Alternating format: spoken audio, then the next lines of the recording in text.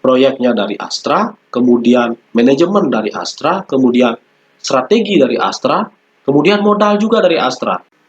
Oke, sahabat Profit Shooter, dimanapun kalian berada, kembali lagi bersama saya, Iman Hidupi Andika, SSI Magister Manajemen dalam channel kesayangan kita, Profit Shooter.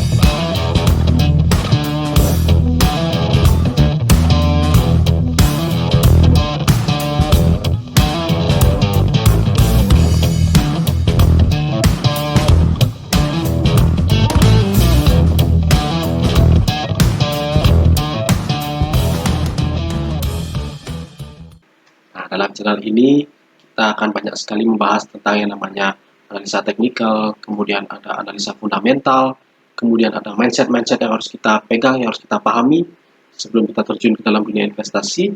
Dan yang paling penting adalah teknik-teknik rahasia yang seperti itu yang akan bantu kita untuk mendapatkan cuan ataupun profit dalam trading dan juga investasi. Ya, sebelumnya jangan lupa like, komen, dan subscribe apabila kalian mendapatkan manfaat dan juga insight dari video-video saya. Dan share sebanyak-banyaknya video ini kepada teman, kerabat, ataupun saudara yang kiranya membutuhkan video edukasi tentang trading dan juga investasi. Stay tune. Nah, sebagian besar perusahaan tadi itu diberikan oleh UNTR, ya, otomatis diberikan oleh Astra. Nah, bisa kita simpulkan bahwa dividen yang tadi dibagikan itu akibat proyek yang diberikan oleh Astra, ya, di mana dia bisa mendapatkan dividen jika tidak mendapatkan laba, di mana dia tidak mendapatkan laba jika tidak mendapatkan revenue kan, atau pendapatan. Nah, pendapatan yang aset itu berupa proyek-proyek. Nah, proyek ini sebagian besar diberikan pada saat dia sudah diakuisisi oleh Astra. Nah, melalui Astra Infra, proyek-proyek tadi itu dicarikan, kemudian diberikan kepada aset untuk dikerjakan. Nah, tapi karena sebagian besar proyek tadi dikerjakan oleh Aset, tapi Aset sendiri dimiliki oleh Astra sebesar 50,1%. Ya, nah, proyeknya dari Astra, kemudian manajemen dari Astra, kemudian strategi dari Astra, kemudian modal juga dari Astra. Ya, karena tadi menggunakan sistem CPF, sehingga kemana lagi dia harus mencari modal? Ya, ke bank tidak bisa karena tidak bisa dijaminkan. Makanya Aset meminjam uang dari UNTR. Nah, modalnya juga dari Astra, manajemen Astra, strategi Astra, kemudian proyek dari Astra.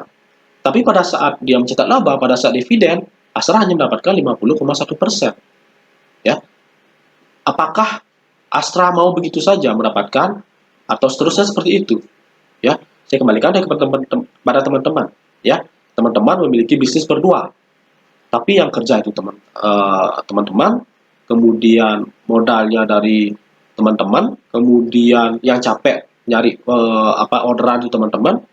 Tapi teman yang lagi satunya itu hanya diam aja di rumah, dapat persenan 50%. Ya, pada saat laba. Jadi kan laba itu kan setelah ada penjualan dikurangi dengan biaya kan, itu adalah laba.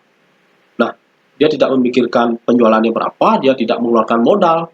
Tapi pada saat untung itu dia dapat 50%. Nah, maka dari itu, pada tahun 2019, tiba-tiba saja Aset mengalami kerugian. Ya, kerugiannya itu fantastis sebesar 1,14 triliun.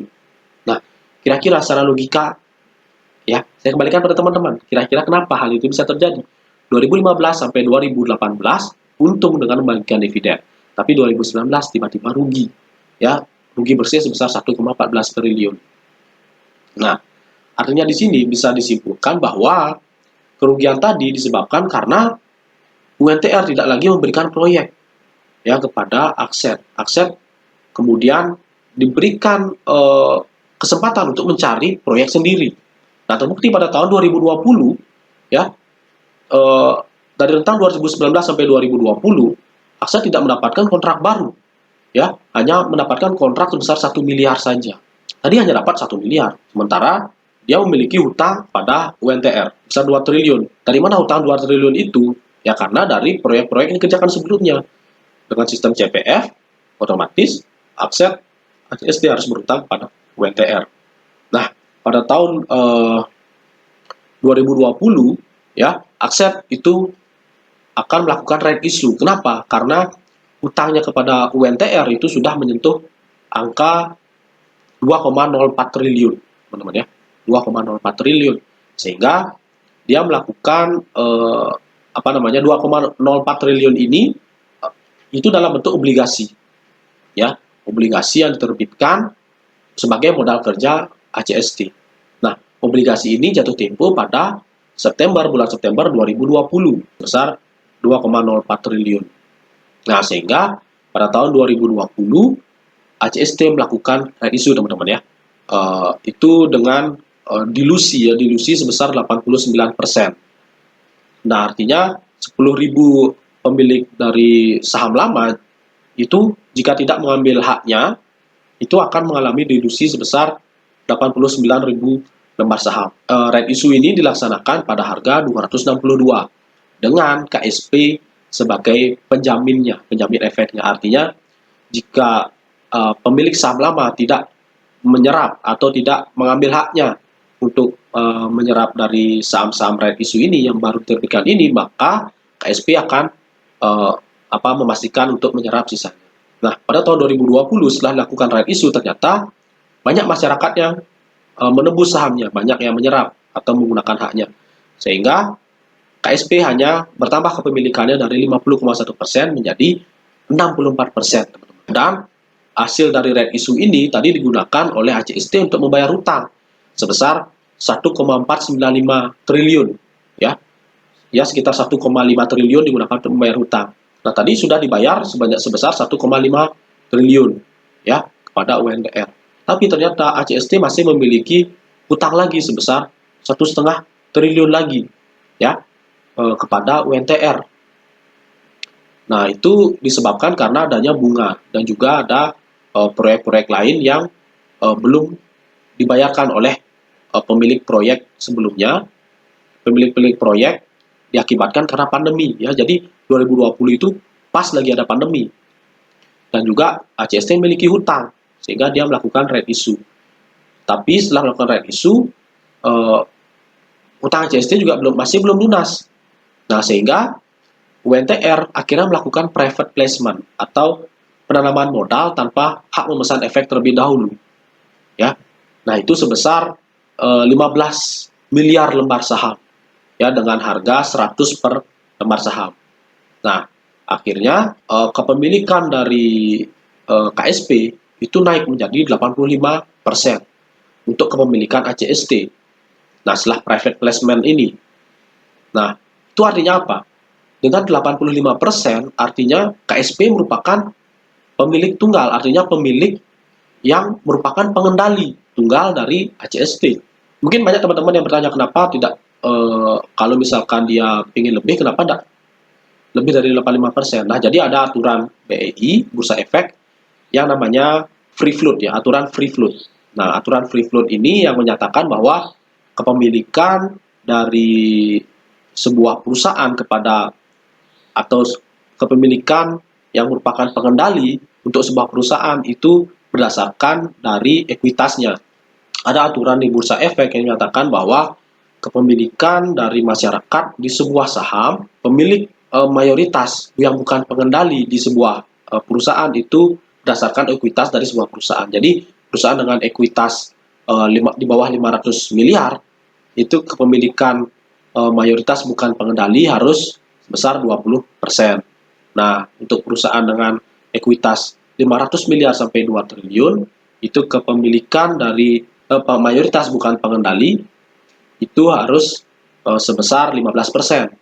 Dan perusahaan dengan ekuitas 2 triliun itu kepemilikan mayoritas bukan pengendalinya harus 10%. Nah, maka dari itu tadi 85% itu sudah mentok kan pemilikan KSP atau anak perusahaan UNTR di ACST. Nah, apa yang terjadi misalkan kepemilikannya lebih dari 85%, maka KSP harus mengeluarkan lagi sahamnya atau menjual lagi sahamnya ke masyarakat, sehingga kepemilikan dari ACST itu tetap 85%. Kemudian pada tahun 2021, ya, dengan adanya tadi private placement dan KSP akhirnya menjadi pemilik atau pengendali tunggal dari ACST, ya, terlihat akhirnya ACST ada pergerakan, ya, terbukti dari tahun 2020 itu akhirnya ACST, ya, tadi 2020 setelah dia melakukan red issue itu KSP kan kepemilikannya sudah mulai meningkat menjadi 64%. Ya, akhirnya ACST mulai diberikan proyek lagi, sehingga ACST pada tahun 2020 itu memiliki atau mendapatkan pendapatan sebesar 1,2 triliun. Akhirnya mulai ada pergerakan nih. Nah, di 2021 setelah private placement dari tadi KSP atau WNTR di ACST itu lebih ganas lagi penjualannya atau pendapatan dari ACST sepanjang tahun 2021 itu sebesar 1,5 triliun, ya, naik 21,4% dari tahun 2020. Artinya UNTR sudah mulai memberikan lagi proyek-proyek baru kepada ACST karena dia sudah menjadi pengendali, ya, mayoritas pemilik saham mayoritas yang pengendali tunggal di ACST, ya. Sebelumnya jika ada laba dia hanya mendapatkan 50%, tapi sekarang, ya, dia sudah mendapatkan 84%, 85%, teman-teman. Artinya kan UNTR pasti semangat dong, ya. Dan di tahun 2022 itu sampai kuartal kedua, ya, 30 Juni 2022 itu ACST sudah mendapatkan penjualan sebesar 509 miliar. Nah, dan ini masih ada kuartal ketiga dan kuartal keempat. Dan pasti akan mendapatkan proyek besar lagi karena UNTR sudah memiliki 85%. Nah, kemudian kita pikirkan secara logika, ya, ACST melakukan right issue untuk membayar hutang, tetapi UNTR tidak mengurangi kepemilikannya di ACST, justru dia menambah kepemilikannya. Artinya apa? Artinya UNTR akan menambah kepemilikan jika dia melihat sesuatu yang ACST ini bagus, kan? Dia tidak mungkin menambah kepemilikan apabila ACST ini buruk atau tidak dipertahankan. Nah, justru sebaliknya, dia malah menambah kepemilikannya di ACST. Dia nambah kepemilikan, kemudian malah dia private placement lagi, dia menambahkan modal lagi. Walaupun modal yang diterima tadi itu digunakan oleh ACST untuk membayar hutang sebesar 940 miliar. Sehingga dia memiliki modal kerja lagi sebesar 560 miliar. Tetapi usaha dari UNTR untuk menanamkan modal, itu artinya UNTR memiliki komitmen yang besar untuk ACST. Nah, harga dari private placement sendiri di harga Rp240 per lembar saham. Nah, tadi right issue di harga Rp262 per lembar saham, kemudian private placement Rp240 per lembar saham. Nah, artinya apa, teman-teman? Ya, harga saat ini untuk ACST itu di harga Rp159. Artinya harga saat ini itu di bawah harga dari yang dibeli oleh UNTR di ACST. Dia UNTR beli di harga 262 dan 240. Nah, itu average-nya, ya, itu di harga Rp250 per lembar saham. Harga saat ini masih Rp160, Rp159. Artinya harga saat ini di bawah, ya. Ini bukan merupakan ajakan untuk membeli, tapi saya kembalikan lagi pada teman-teman. Jika melihat harga saat ini di bawah dari harga yang dibeli oleh si pemilik tunggal atau mayoritas yang merupakan pengendali tunggal, pemilik tunggalnya yaitu UNTR, kira-kira teman-teman akan bagaimana?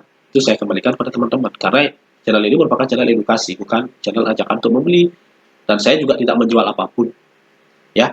Artinya kalau teman-teman itu hanya punya uang 10-20 juta tapi tidak berani berinvestasi di ACST, berarti teman-teman menganggap diri teman-teman lebih pintar daripada UNTR, karena UNTR sendiri itu berinvestasi triliunan di ACST di harga 250, teman-teman, ya. Nah, ini saya kembalikan semua ke teman-teman, ya. Tapi saran saya, ACST ini sangat prospek, sangat berharga, sangat pantas, sangat layak untuk kita investasikan untuk jangka panjang. Karena UNTR juga melihat sesuatu di sana. Artinya dia selalu menambah kepemilikan pada saat mungkin sebagian media, sebagian berita memberitakan bahwa pendapatannya turun akibat pandemi. Kemudian dia melakukan red issue untuk bayar hutang. Nah, tetapi di balik itu ada logika bisnis yang harus teman-teman analisa. Bagaimana bisnisnya, kemudian ke arah mana akan dibawa oleh UNTR. Nah, jadi teman-teman, saya sudah bahas ya sekali ini untuk saham ACST. Semoga teman-teman mendapatkan manfaat dan juga mungkin pengetahuan baru ya tentang bagaimana logika bisnis yang dijalankan oleh UNTR selama perjalanannya menjadikan ACST sebagai anak usahanya. Oke, sampai di sini dulu. Nanti saya akan bahas lagi untuk video saham-saham selanjutnya, saham-saham yang lebih hebat lagi. See you on the next video. Bye bye.